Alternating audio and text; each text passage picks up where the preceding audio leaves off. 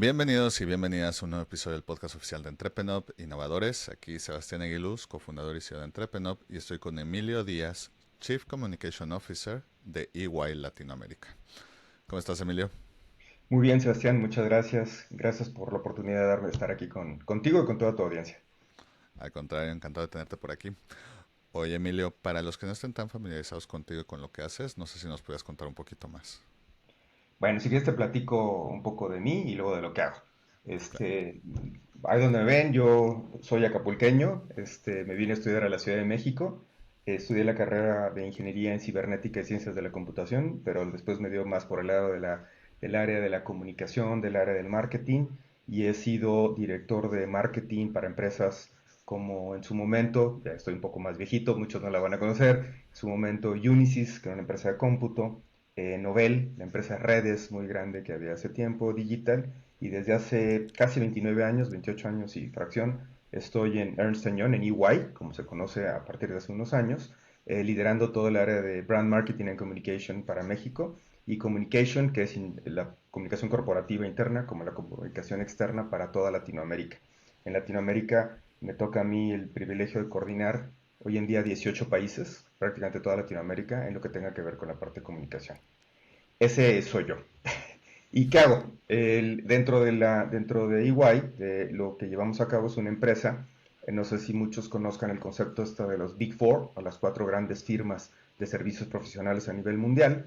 Es una firma que da servicios profesionales del estilo de auditoría, contaduría, esquemas de apoyo en impuestos para las organizaciones, consultoría de negocios, consultoría para ser mejores, o la parte de estrategia y transacciones, cuando quieren comprar o vender empresas, o salir a la bolsa o crecer.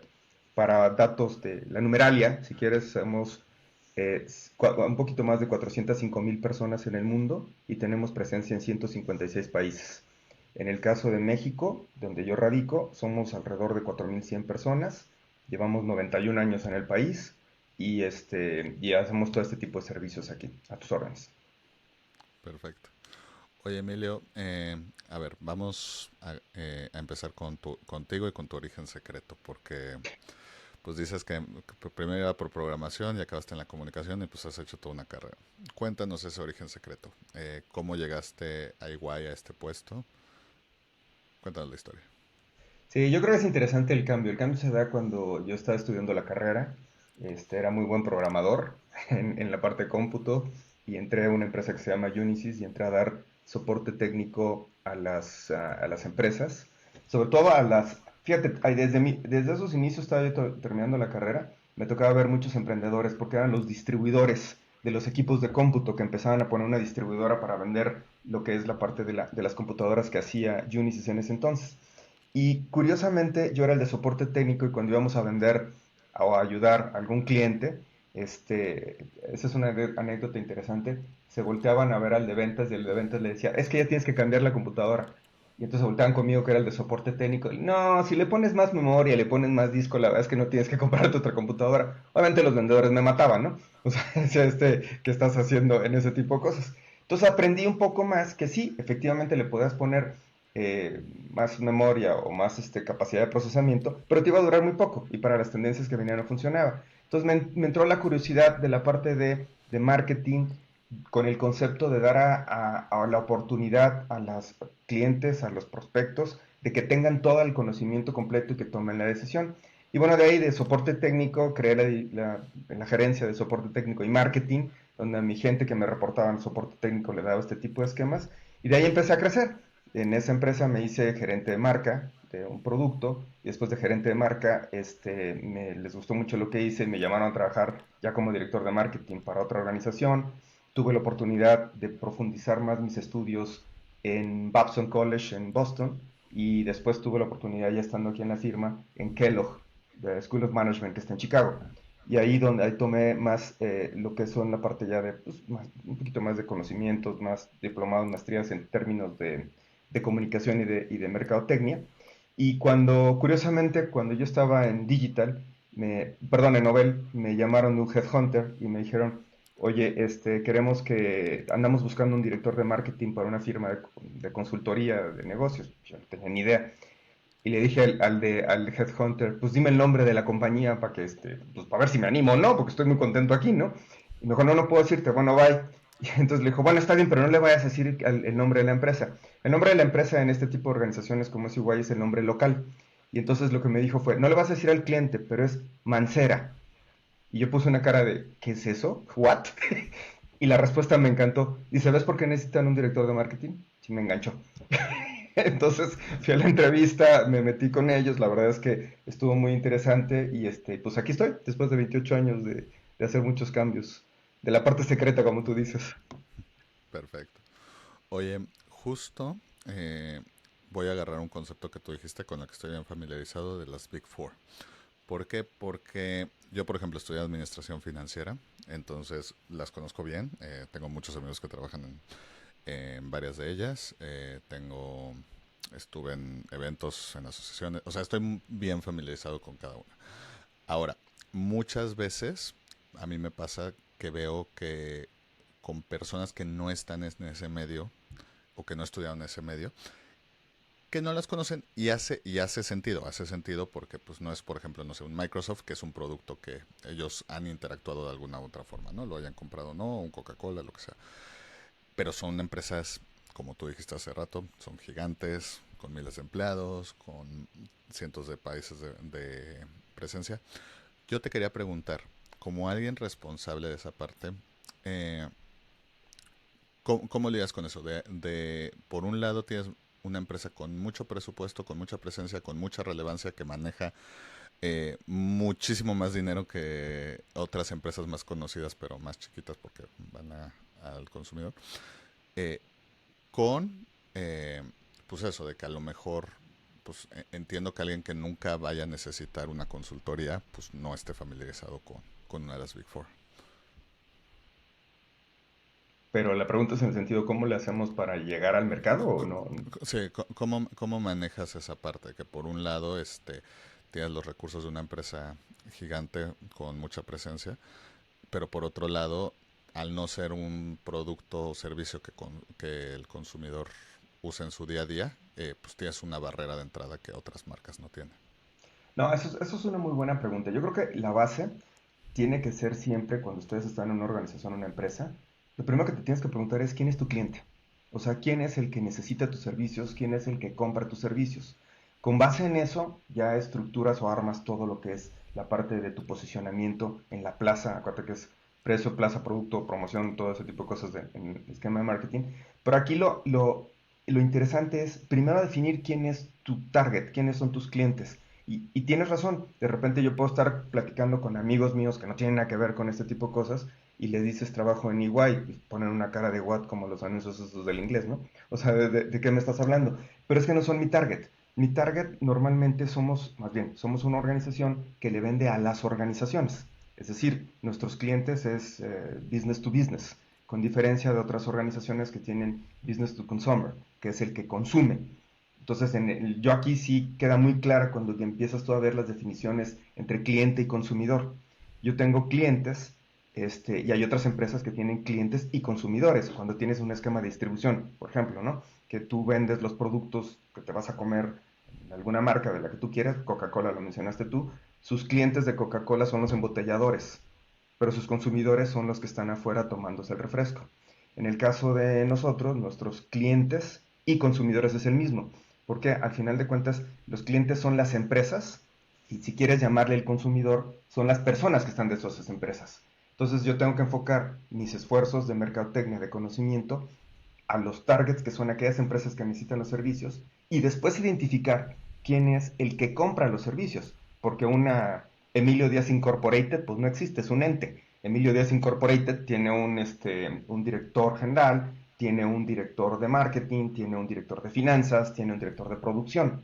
Entonces, primero identifico cuál es el tipo de negocio que necesita mis servicios y después identifico quién dentro de esa organización es el que el que tiene la necesidad. Un director de finanzas tiene la necesidad de contabilidad o de que le ayudemos en los impuestos. Bueno, mi target, y entonces hago mis campañas, mi enfoque para esas personas con esos puestos que están dentro de esas organizaciones.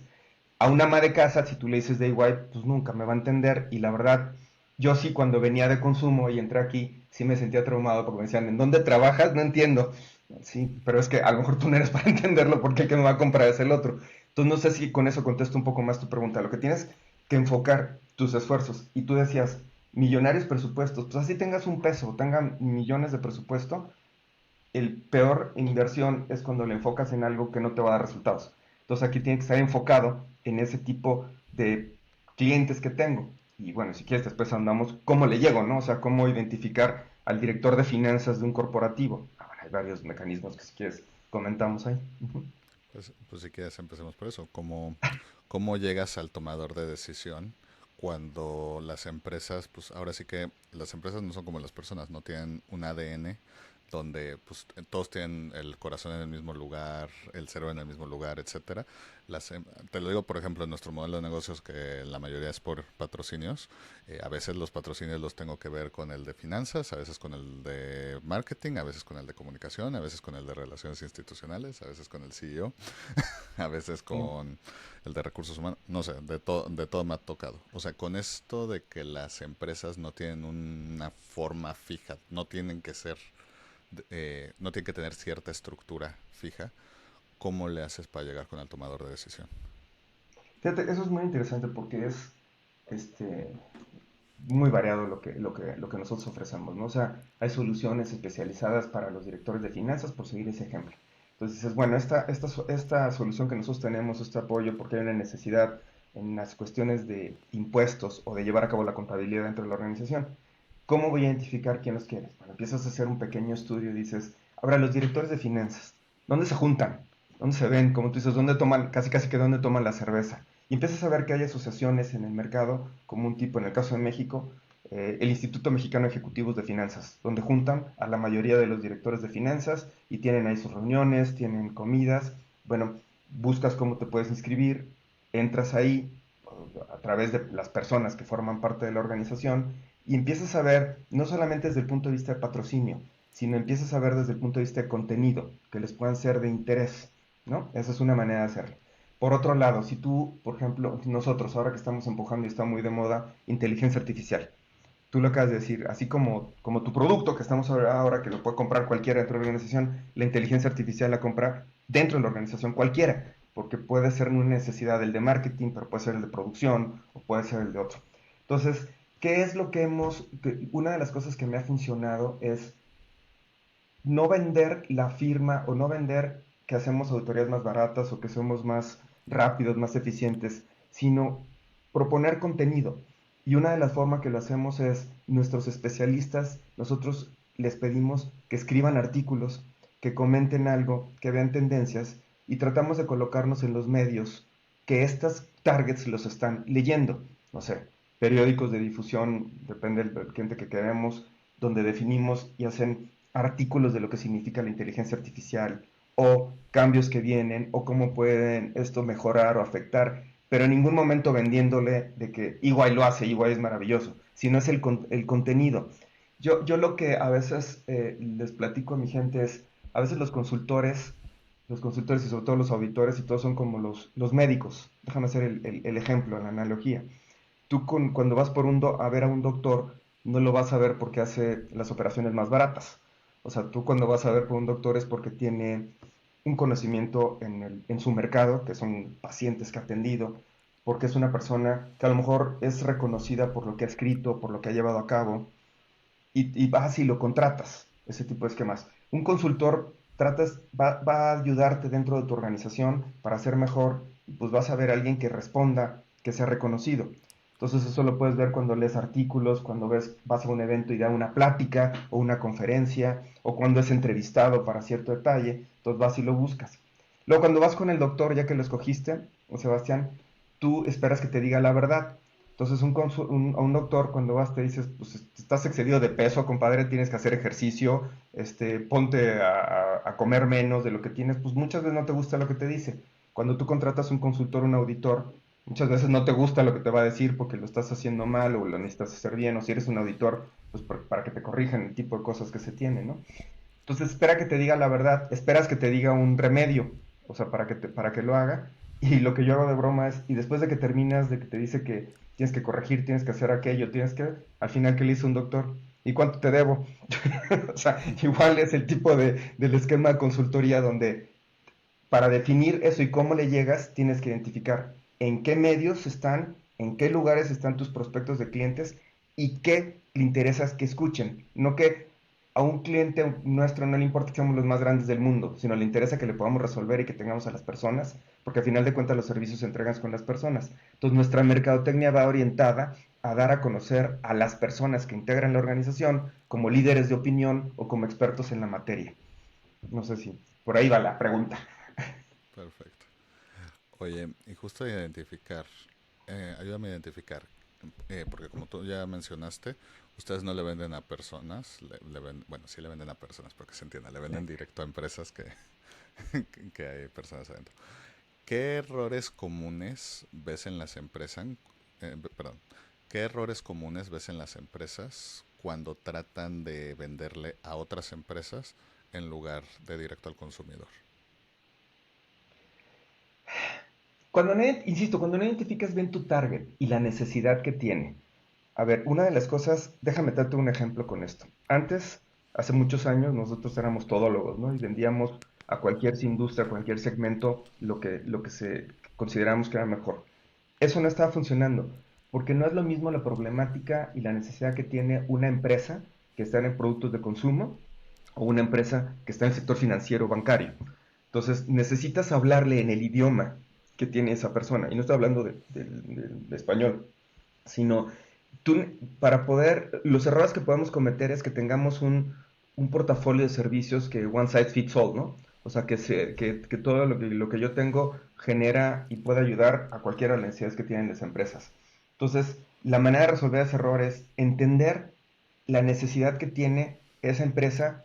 Pongamos empresarios, perdóname, emprendedores, que tenemos muchos emprendedores. Si están en el segmento de consumo, bueno, voy a ir a hablar con él específicamente de las problemáticas que tiene el segmento de consumo, tus cadenas de distribución, el entregar a tiempo o la caducidad de tus productos, todo el esquema que necesitas para la parte de los permisos y todo en específico en alimentos. Si yo llegara con él diciéndole la problemática de las tasas de inflación y lo que se tienes que tener en seguridad para las transacciones financieras, pues me va a ver con una cara de, ni me entiendes, ¿no? Entonces, a veces ese es el error que cometemos muchas veces es, yo soy muy bueno porque te puedo resolver todo. Pues no, más bien, el error es que no puedas ponerte en la misma necesidad que tiene tu cliente o lo que va a buscar tu cliente. Hey, aquí Sebas, perdón que te interrumpa el podcast. Si ya llegaste hasta aquí y te está gustando la conversación, échale un like al video. Nos ayuda un montón a que más gente descubra el podcast y podamos seguir trayendo invitados chingones cada semana. Suscribirte es gratis y nos apoyas muchísimo. Y si ya estás suscrito, sigue innovando. Perfecto. Oye, tú estás en el mundo de la comunicación. Y bueno, en general estamos en una temporada interesante, pero también en el tema de comunicación en particular, pues como que siento que la gente está más escéptica ahora y se va a poner más mientras siga avanzando la inteligencia artificial, entre otras cosas. Entonces te quería preguntar, con audiencias cada vez más escépticas y donde cada vez más es difícil ver el valor de tercializar algo en vez de, no sé, usar un sistema de AI o lo que sea, ¿cómo construyen esa confianza? Fíjate que eso está muy interesante porque lo estamos viviendo ahorita en la firma y lo estamos viviendo con muchos clientes que lo están empezando a tener este tipo de problema. Te voy a hacer un ejemplo. Ahora la tendencia en comunicación en redes sociales, por ponerte algo, es no tanto que la empresa, el ente grandote, esta masa amorfa de 400,000 monos que somos dentro de la organización, te publique, por darte un ejemplo, ¿no? O sea, que igual en LinkedIn te publique varias cosas, ¿no? Como se acostumbra, ¿no? La firma empieza y saca un montón de cosas. Lo que nos hemos dado cuenta, lo que hemos estado empujando, por ejemplo, en redes sociales, la firma cada vez menos está publicando a ese nivel. O sea, generamos posts, contenidos y todo, pero lo que está teniendo mayor impacto en comunicación afuera es que una persona que conozcas, un ser humano, te lo comente, más que te lo comente o te lo ponga igual. Porque como tú dices, igual puede ser un bot, o sea, que te esté generando información. Entonces, lo que estamos cambiando en términos de la comunicación, darle más fuerza a la persona, al ser humano. Y hablando ya en técnicas de comunicación, lo que estamos generando es posteos, información de contenido, que lo que más que mandarlo a los millones de usuarios o de seguidores que tiene EY LinkedIn, estamos haciendo que los socios, las personas que trabajamos en la organización, a través de la inteligencia artificial, puedan generar ellos los posteos, pero que los manden Emilio Díaz. Oye, te recomiendo esto, que está interesante porque está pasando esto, o mira, esto vienen unos cambios en la legislación para la que quieras, ¿no? O sea, de precios de transparencia a nivel internacional. Eso está teniendo mucho más impacto ahora que las personas cada vez tienen más miedo de que te estén invadiendo los bots. Entonces, una técnica de comunicación ahora es utiliza los 4000, bueno, no todos quieran, ¿no? Pero a los voceros más importantes que tengas dentro de la organización y mira, darles contenido que a ellos de manera personal, porque son buenos contenidos, les favorece en su marca personal y a la firma también porque se da a conocer a través de un ser humano y tiene más confianza. Ahí vamos a ir viendo, o sea, ya la gente ya no está tan segura como tú dices de algo que salió en una red social, porque hoy es impresionante, hemos hecho avatares con el director de toda Latinoamérica. Sebastián, te juro que lo estás oyendo. Es más, hasta él me dijo, habla mejor que yo, compadre. O sea, entonces hay que tener mucho cuidado en ese tipo de cosas y es más, empujar al ser humano que participe en la conversación. Perfecto. Oye, Emily, por ejemplo, eh, ¿cómo se traduce la comunicación en valor de negocio? Oye, esa es la pregunta de los 64,000 para todos los mercadólogos, ¿no? O sea, ¿cuánto dinero, cuánto return of investment tengo del anuncio que salió en el periódico, ¿no? Es más o menos lo que siempre los directores de finanzas, el de mercadotecnia siempre tiene que tener buena amistad con el de finanzas, ¿no? Porque si no, no te suelta el presupuesto. Y tienes que Totalmente. justificarle para qué lo estás utilizando. Ahora, hay muchas técnicas si lo vamos, fíjate que mucho del presupuesto que tenemos en la firma ha cambiado en hacerlo en espectaculares o en revistas o algo, por un concepto más de redes sociales donde puedes identificar mejor tus targets, hacia dónde van a llegar, etcétera. Mucho de lo que haces de comunicación es posicionamiento. Aunque seamos la Big Four, tienes que estarte posicionamiento porque un problema feliz que tenemos las Big Four en general es, oye, pues tú eres auditor, no sabía que tú hacías inteligencia artificial. Entonces, como comunicación tienes que estar continuamente diciendo en lo que estás, porque si no te quedas con una imagen anterior. Entonces, ¿cómo mides el retorno de la inversión en este tipo de esquemas?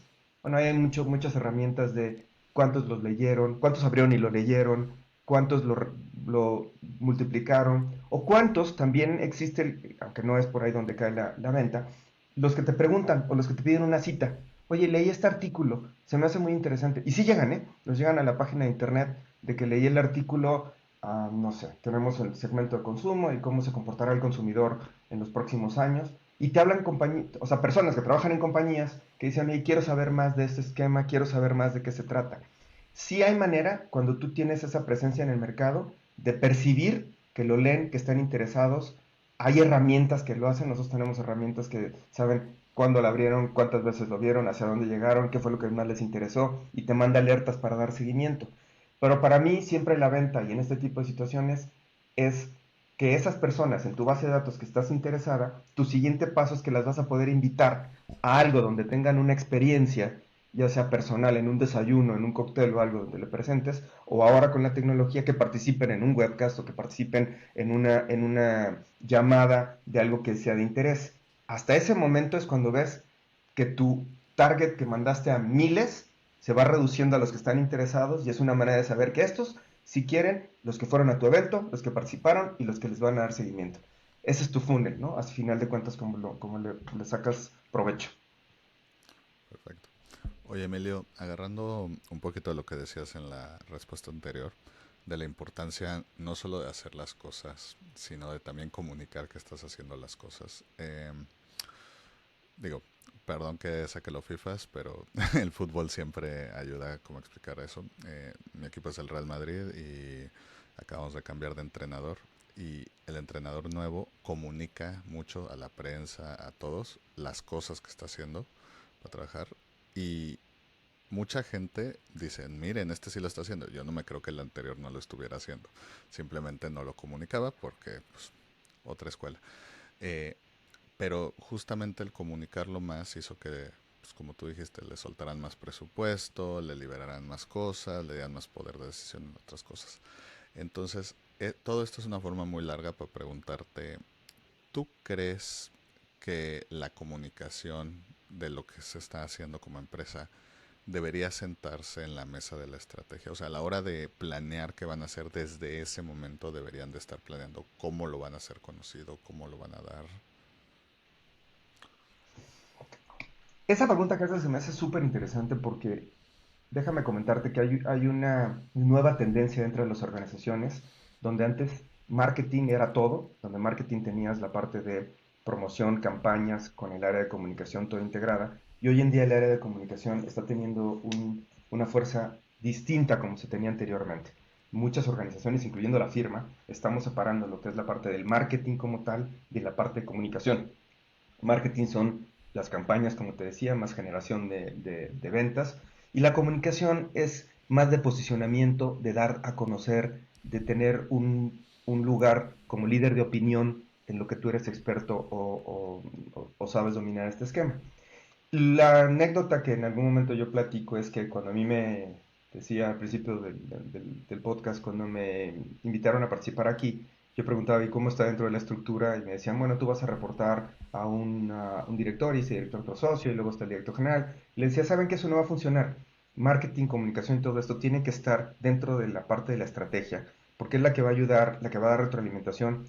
Y para mí, la comunicación, el marketing y la estrategia es la forma, o sea, el marketing y la comunicación es la forma que se lleva a cabo el conocer la estrategia.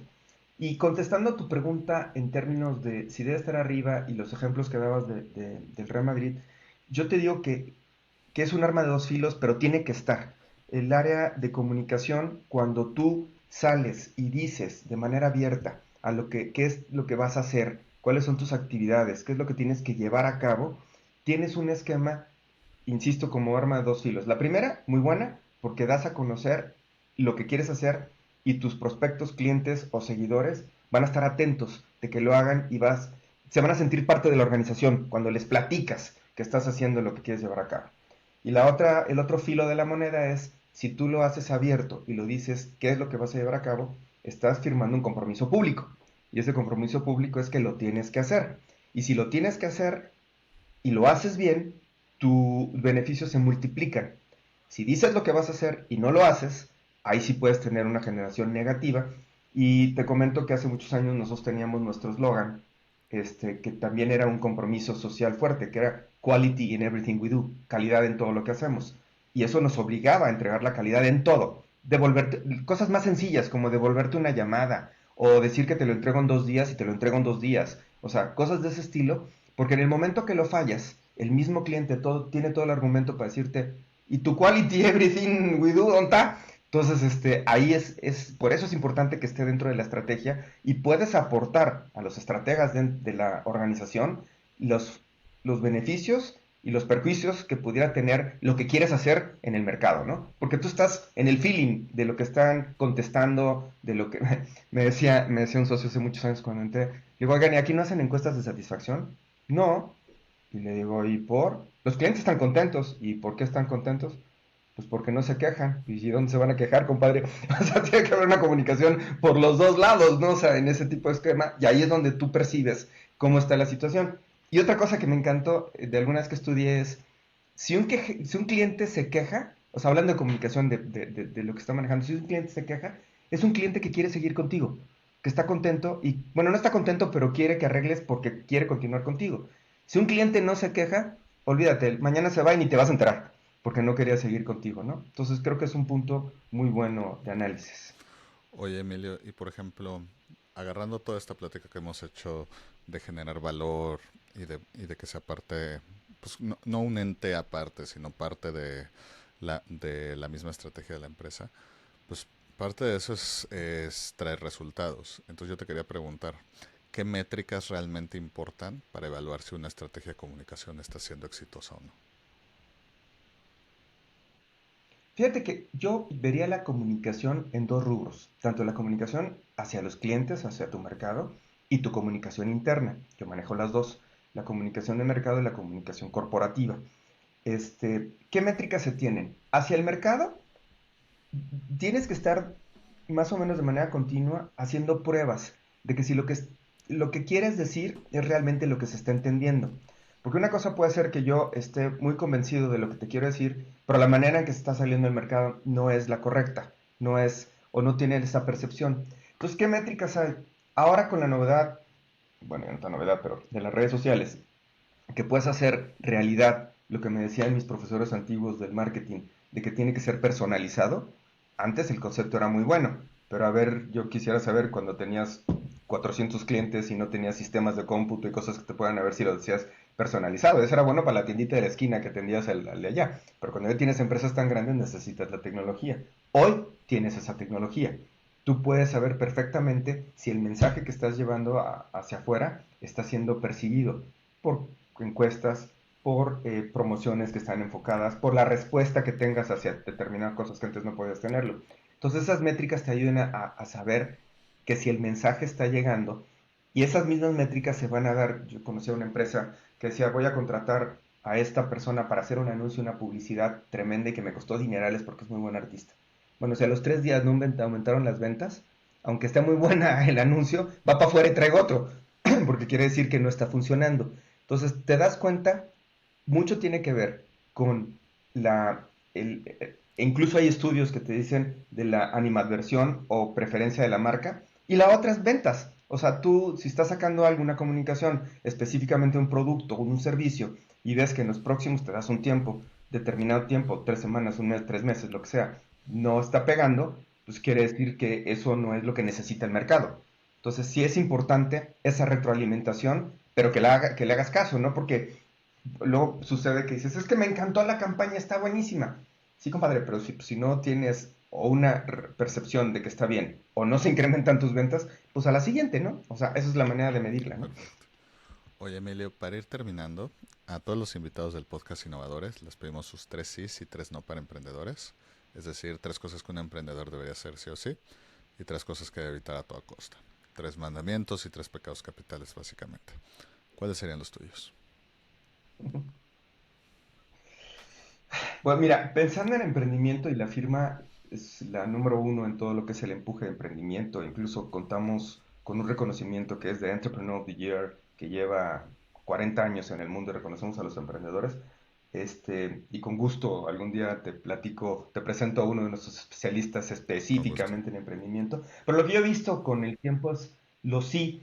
O sea, el primero es no pierdas tu ímpetu, tu emoción. Es decir, como emprendedor, nunca bajes la guardia. Si tú tienes una idea, haz hasta lo imposible por llevar a cabo esa idea. Dos, enfócate a la gente que tienes. Eso es importantísimo, o sea, porque muchas veces el emprendedor es el alma de la fiesta, es el que lo lleva a cabo, pero si tú quieres que esto crezca y vaya más adelante, hazte de gente que comparta tu idea y hazlos parte de tu idea. O sea, es decir, no, el emprendedor muchas veces el llanero solitario, pero un sí es, te recomiendo mucho que te hagas de personas que te ayuden, que te apoyen para poder llevar a cabo esto y que le den continuidad a tu legado.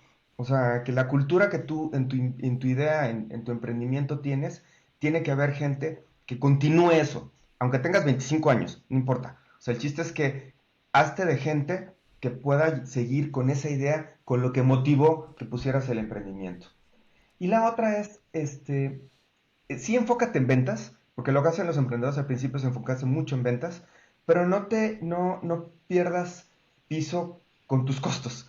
¿Qué quiere decir con esto? O sea, no te avientes solamente a la parte de ventas, sino ve todo el esquema completo. Muchas veces los emprendedores tienen la idea, pero no saben muy bien los controles que tienen que llevar a cabo, las reglas internas de la organización y ese dinero que te entra a la venta porque tu producto es muy bueno, a veces se diluye o se va porque no tienes buenos controles. Entonces siempre date el tiempo para ver los controles. Decía el presidente Ronald Reagan, trust but verify. O sea, siempre verifica que las cosas funcionen. Eso sería así como bote pronto de tres Cs. ¿Qué serán tres nos o tres pecados capitales? Por ejemplo, una de las cosas que hemos visto cuando empiezan los emprendedores, que luego tratan de financiarse, a veces hasta en sus tarjetas de crédito. Ojo, cuando vayas a emprender un negocio, trata de ver las fuentes de financiamiento que a la larga no sean un lastre para ti. O sea, trata de ver, investiga si hay fondos ángel, si hay venture capitals que te pueden ayudar. O sea, no vendas tu alma al diablo, pues. O sea, cuando estás empezando, sino trata de tener un poco más de conciencia en ese tipo de situaciones. La otra cosa que no, este, sí, que le dediques todo tu entusiasmo, tu energía, pero que te des tiempo a ti como persona. Muchas veces el negocio eres tú. O sea, el negocio, y estábamos platicando el otro día en una reunión de emprendedores, donde se dio una plática y decían, date tiempo. O sea, de repente no te mates trabajando 23 horas al día y solamente descansas una, porque a la larga eso a ti como persona te va a hacer mal. O sea, entonces dedícate un tiempo, o sea, dedícate, desconéctate. Si tienes familia, vete con la familia. Vean los testimonios de empresarios que ya son muy grandes, que tienen mucha vida, lo que siempre se reclamaron a sí mismos fue de calidad que se dedicaron, ¿no? Entonces, desde un principio trata de manejarlo, trata de llevarlo a cabo. Y la tercera, el tercer no es, híjole, no sé, no, pensarlo un poquito más en lo que sería que hemos visto nosotros que no deberían de hacer los emprendedores. O sea, no te arriesgues, o sea, sí arriesgate porque eres emprendedor, pero no te arriesgues por el hecho de que está creciendo mucho tu negocio y que quieres seguir en otras fronteras, abrir más tiendas, hacerlo de una manera descontrolada. O sea, trata de hacer una planeación, o sea, el no sería, no te vas como el borras. Hay mucha gente que ya no conoce el borras, pero bueno, no te avientes a la mar sin tener un plan, o tratar de manejar tus contras y tus positivos para que tomes una buena decisión. Sé que es difícil, pero pues hay que hacerlo, Perfecto. ¿no? Oye, Emilio, si alguien quisiera ponerse en contacto contigo, ahora sí que comunicamos todo lo que hacía Iguay, entonces, que dijeron, quiero contratar sus servicios, aplicar a su premio de Entrepreneur del Año, lo que sea, para que se quisieran poner en contacto, ¿cómo pueden encontrarlos en redes? www.ey.com, así de fácil. ¿Por qué? Porque cuando tú te metes en cualquier lugar del mundo, identifica dónde estás y te lleva a la página del país. Y ahí viene, incluso ahí viene mi correo, ahí viene todo, ¿eh? O sea, no hay ningún problema. Pueden contactarnos con toda Perfecto. confianza. Es más, tú Sí, me localizaste por LinkedIn. exacto. Perfecto. Oye, Emilio, pues nada, quiero agradecerte por tu tiempo, espero te la hayas pasado también como nosotros y como decimos en el programa, sigue innovando.